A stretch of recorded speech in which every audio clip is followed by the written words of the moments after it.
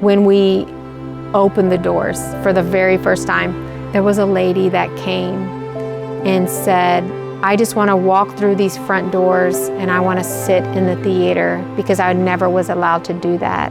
Because back in 1922, when it was segregated, she had to sit upstairs. And so when she walked through those doors and she sat in the theater, like, I just bawled.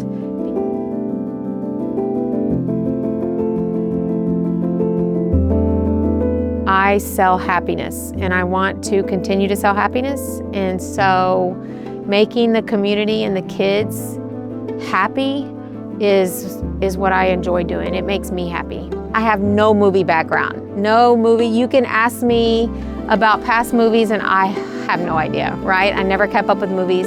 But the reason I bought this theater was because I wanted to make memories and do things for the new generation and for the families now. And so knowing that their parents were here, and I've had people share with me that, you know, my parents were no longer alive, but they met here. They had dates here. Their first date was here. And so, like, I wanted to hear all about that. And so to make memories now with the kids and the families, it's special. I was an educator for 20 years. It's where I'll get emotional, because I absolutely loved working with children.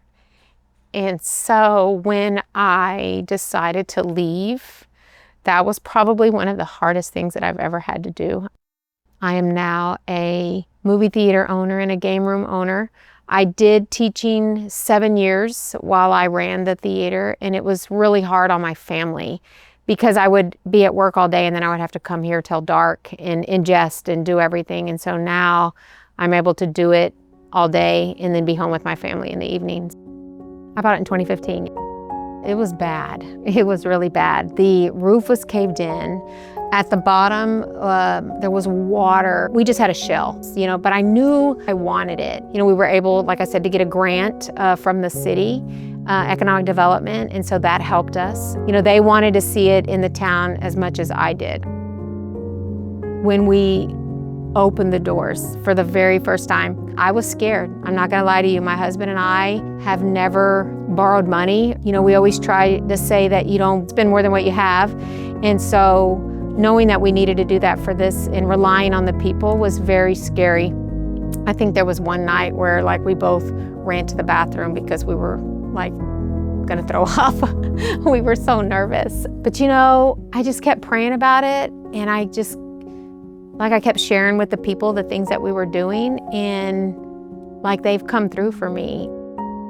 So when COVID happened and we had to shut down, like, I was scared. But then when we did our curbside concession, like, the amount of people that came and just handed us checks, it was really, really amazing, the amount of support that we got, because they didn't want us to shut down. And the amount of support that we get now, I mean, the community supports us. The surrounding towns support us. I think that small town theaters need to be more than just a theater. And so all the things that we do really, really help us and make us successful because we do so much.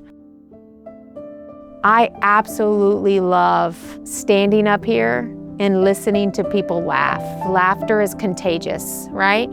You can watch it at home and you can laugh, but when you watch it here and everybody's laughing or everybody's crying, it's such to a different level. I love this place. It has given me so much joy. You know, my kids worked here. The relationships that I have with some amazing kids that work for me, they'll never know what they've done for me.